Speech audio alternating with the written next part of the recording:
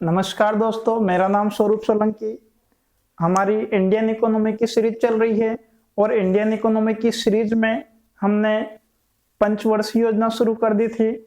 हमने last class में प्रथम पंचवर्षीय योजना, द्वितीय पंचवर्षीय योजना और तृतीय पंचवर्षीय योजना देख ली थी और हमने उसके बाद में बोला था कि नेक्स्ट वीडियो में योजना अवकाश से हम शुरू करेंगे।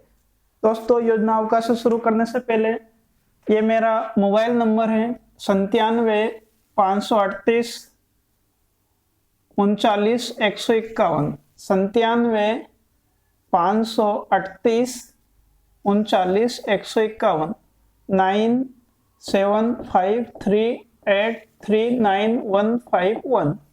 दोस्तों, यदि आपको किसी प्रकार से कोई समस्या है या कोई सुझाव है तो ये मेरे पर्सनल नंबर है। आप इस पे मुझे मैसेज कर सकते हैं, आप इस पे मुझे कॉल कर सकते हैं। और यदि आप मुझसे जुड़ना चाहते हो, घर पर ऑफलाइन क्लासेस लेना चाहते हो तो भी आप ले सकते हो। ये मेरे नंबर है।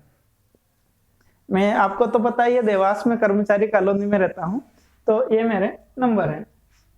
तो देखते हैं दोस्तों, शुरू करते हैं योजना अवकाश से। योजना अवकाश जो है योजना अवकाश 3 वर्षों तक चला। योजना अवकाश 3 वर्षों तक चला। हमने देखा था, लास्ट वीडियो में हमने देखा था कि हमारी तृतीय पंचवर्षीय योजना फेल हो गई थी, हमारी तृतीय पंचवर्षीय योजना असफल हो गई थी, जिसके कारण हमारी अर्थव्यवस्था की कमर टूट गई थी। तो हम 5 वर्षों तक का कोई प्लान लेकर नहीं आ सके, तो हमने एक वर्ष में उसको आगे बढ़ाया और 3 वर्षों तक ऐसा करा। तो देखिए, उसको योजना अवकाश नाम दिया गया। तो 3 वर्षों तक ये चला था। तो पहला योजना अवकाश कब से कब तक चला? 1966 से 1967, 1966 से 1967। अब इसमें क्या हुआ था? तो इसमें मुद्रा का अवमूल्यन किया गया। मुद्रा का अवमूल्यन का मतलब यह है कि डॉलर की तुलना में रुपये का भाव गिराया गया। डॉलर की तुलना में रुपये का भाव गिराया गया, जिससे निवेश हो सके अधिक से अधिक। दूसरा काम क्या करा इस पंचवर्षीय योजना, इस योजना अवकाश के दौरान? ये देखिए, मैंने ए बी में लिखा है। नंबर ए में मुद्रा का अवमूल्यन किया गया और नंबर बी में क्या लिखा है कि भारत में हरित क्रांति लाई गई। भारत में हरित क्रांति लाई गई। भारत में हरित क्रांति के जनक मैंने लास्ट वीडियो में बता दिया था, एम.एस. स्वामीनाथन है। और विश्व में हरित क्रांति के जनक डॉक्टर नॉर्मन बोरलॉग है। और इन्हीं नॉर्मन बोरलॉग के नाम पर कृषि के क्षेत्र में बोरलॉग पुरस्कार दिया जाता है। बोरलॉग पुरस्कार दिया जाता है, नाम याद रखेंगे इस पुरस्कार का, बोरलॉग पुरस्कार दिया जाता है। प्रश्न ऐसा आता है, बोरलॉग पुरस्कार किस क्षेत्र में दिया जाता है? तो वह कृषि के क्षेत्र में दिया जाता है। फिर उसके बाद में दूसरा साल चला योजना अवकाश का। तो दूसरा साल चला 1967 से 68 तक, 1967 से 68 तक चला। इसमें कोई खास काम नहीं हुआ। तीसरा काल चला 1968 से 1967 तक, इसमें भी कोई खास काम नहीं हुआ। और फिर उसके बाद में हमारी स्थिति थोड़ी थोड़ी सुधरने लगी और हम चतुर्थ पंचवर्षीय योजना लेकर आ गए। तो देखिए, चौथी पंचवर्षीय योजना हमारी 1 अप्रैल 1967 से 31 मार्च 1974 तक चली। अब इस पंचवर्षीय योजना में क्या क्या हुआ था? नंबर 1, इस पंचवर्षीय योजना का उद्देश्य स्थिरता के साथ विकास और आत्मनिर्भरता की प्राप्ति रखा गया। स्थिरता के साथ विकास मतलब विकास करेंगे कैसा? स्थिरता के साथ में, बीच बीच में रोक कर विकास नहीं करेंगे, कंटिन्यू सतत विकास करेंगे, स्थिरता के साथ विकास करेंगे और आत्मनिर्भर भी होंगे। नंबर 2 बात, इस योजना में पहली बार 19 जुलाई 1969, 19 जुलाई 1969 को 14 बड़े बैंकों का राष्ट्रीयकरण किया गया। कितने बड़े बैंकों का राष्ट्रीयकरण किया गया? 14 बड़े बैंकों का राष्ट्रीयकरण किया गया इस योजना के तहत पहली बार। फिर इस योजना में लक्षित विकास दर 5.7% के स्थान पर 2.5% प्राप्त हुआ। अर्थात यह योजना असफल रही। सफलता असफलता का तो दौर तो चलता रहता है, अगली योजना आएगी तो वो कुछ अच्छा करके जाएगी। तो आगे देखते हैं अगली योजना, 5वीं पंचवर्षीय योजना 1 अप्रैल 1974 से 31 मार्च 1978 तक चली। इस योजना का उद्देश्य गरीबी उन्मूलन रखा गया। इस योजना का उद्देश्य क्या रखा गया? गरीबी उन्मूलन रखा गया। और इसमें पहली बार गरीबी हटाओ का नारा दिया गया, पॉवर्टी रिमूव का स्लोगन दिया गया, गरीबी हटाओ का नारा दिया गया। कभी कभी ये जो लिखा है ना यहाँ पर गरीबी उन्मूलन का उद्देश्य रखा गया, तो गरीबी उन्मूलन का मतलब होता है हटाना।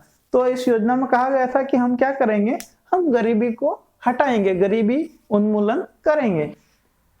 फिर उसके बाद में इस योजना में एक और महत्वपूर्ण काम हुआ था, आपकी परीक्षा में कभी कभी पूछ लिया जाता है। इस योजना में पुरुष नसबंदी अनिवार्य कर दी गई थी, यानी पुरुषों को जबरदस्ती पकड़ कर उनका ऑपरेशन करवाया जाता था, उनकी नसबंदी करवाई जाती थी। ऐसा इस पंचवर्षीय योजना में हुआ है। पुरुष नसबंदी अनिवार्य कर दी गई थी। फिर उसके बाद में लक्षित विकास दर कितना रखा गया? 4.4% रखा गया और 4.83% प्राप्त हुआ, अतः यह योजना सफल रही। फिर उसके बाद में दोस्तों आगे क्या हुआ था कि सरकार आना जाना चल रहा था, सरकार का, एक सरकार आती फिर दूसरी सरकार जाती है, तो हम फिर पंचवर्षीय योजना नहीं ला पाए। फिर हमने 2 वर्ष तक रोलिंग प्लान से काम चलाया। तो अगला हमारी पंचवर्षीय योजना नहीं आई, अगली आई रोलिंग प्लान, और रोलिंग प्लान चला 1978 से 1980 तक, 1978 से 1980 तक। इस रोलिंग प्लान को अनवरित योजना या रोलिंग प्लान कहा गया। किसको? ये जो 2 वर्षों का जो शासनकाल था ना, 2 वर्षों में हम योजना लेकर नहीं आए, तो इसको क्या कहा गया? इसको अनवरित योजना या रोलिंग प्लान कहा गया। यह गांधीवादी मॉडल पर आधारित थी। इसका प्रतिपादन गुन्नार मिर्डल ने किया था। ये नाम आप याद रखेंगे कि रोलिंग प्लान या अनवरित योजना का प्रतिपादन किसने करा, तो वो गुन्नार मिर्डल ने किया था, गुन्नार मिर्डल ने किया था।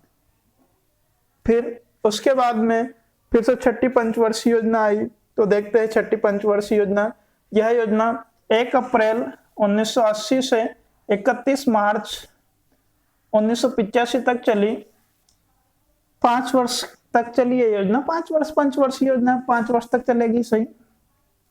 लेकिन दोस्तों यहाँ पर आप थोड़ा सा गौर करना। कहां पर गौर करना? ये 5वीं पंचवर्षीय योजना में गौर करना। मैं इधर बताना भूल गया था जल्दी में। 5वीं पंचवर्षीय योजना 1974 से शुरू हुई है और 1978 तक चली है। देखिए ये 5वीं पंचवर्षीय योजना 4 साल ही चली है, 4 साल ही चली है। अगली सरकार ने इसको 1 वर्ष पूर्व ही समाप्त कर दिया। इस समय में क्या हुआ था कि इंदिरा गांधी की सरकार गिर गई थी और पहली बार देश में गैर कांग्रेसी सरकार आई थी। तो उस गैर कांग्रेसी सरकार ने इस योजना को 1 साल पहले समाप्त कर दिया और उसके जगह पर रोलिंग प्लान लेकर आए। तो आप ऐसा याद रखना, कैसा याद रखेंगे, आपकी परीक्षा में ऐसा पूछा जाता है कि कौन सी पंचवर्षीय योजना आपने पूरे 5 साल नहीं कर पाई, तो 5वीं पंचवर्षीय योजना 5 साल पूरे नहीं कर पाई। 5वीं पंचवर्षीय योजना 5 साल पूरे नहीं कर पाए, उसको 1 साल पहले ही समाप्त कर दिया गया। उसके बाद में छठी रोलिंग प्लान की बात कर ली थी हमने, और रोलिंग प्लान के बाद में छठी पंचवर्षीय योजना की बात कर रहे थे। तो यह योजना 1 अप्रैल 1980 से 31 मार्च 1985 तक चली। इस योजना का मुख्य उद्देश्य रोजगार सृजन था। रोजगार सृजन मतलब कि रोजगार, जो बेरोजगार लोग हैं उनको रोजगार देने का काम इस योजना के तहत किया गया था। इस योजना में लक्षित विकास दर 5.2% की जगह पर 5.54% प्राप्त हुआ, अतः यह योजना भी सफल रही। फिर उसके बाद में दोस्तों सातवीं पंचवर्षीय योजना आती है। देखिए यहाँ लिखा है सातवीं पंचवर्षीय योजना। सातवीं पंचवर्षीय योजना 1 अप्रैल 1985 से 31 मार्च 1990 तक चली। इस योजना का उद्देश्य रखा गया आत्मनिर्भर अर्थव्यवस्था। इस योजना का उद्देश्य रखा गया आत्मनिर्भर अर्थव्यवस्था। इसी योजना के दौरान भोजन, काम और उत्पादन का नारा दिया गया। ये प्रश्न भी पूछा जाता है कि भोजन, काम और उत्पादन का नारा किस पंचवर्षीय योजना के तहत दिया गया, तो वह सातवीं पंचवर्षीय योजना के तहत दिया गया। इस योजना में लक्षित विकास दर 5.0% 5.0% के स्थान पर 6.0% प्राप्त करा, अतः यह योजना भी सफल रही। तो दोस्तों आज हमने इस वीडियो में पढ़ा योजना अवकाश, फिर चतुर्थ पंचवर्षीय योजना, फिर पांचवी पंचवर्षीय योजना, फिर रोलिंग प्लान, और फिर छठी पंचवर्षीय योजना, और फिर सातवीं पंचवर्षीय योजना। और नेक्स्ट वीडियो में हम देखेंगे आठवीं पंचवर्षीय योजना से। नेक्स्ट वीडियो में हम देखेंगे आठवीं पंचवर्षीय योजना से नेक्स्ट वीडियो में देखेंगे। आप वीडियो को लाइक करें, शेयर करें, सब्सक्राइब करें। दोस्तों सब्सक्राइब्स थोड़े कम हो रहे हैं, आप ही हो मेरे साथी, मेरे दोस्त जो मेरा सहयोग कर सकते हो। आप ही मेरा सब्सक्राइब बढ़ा सकते हो। प्लीज थोड़े सब्सक्राइब्स बढ़ा दीजिए। धन्यवाद।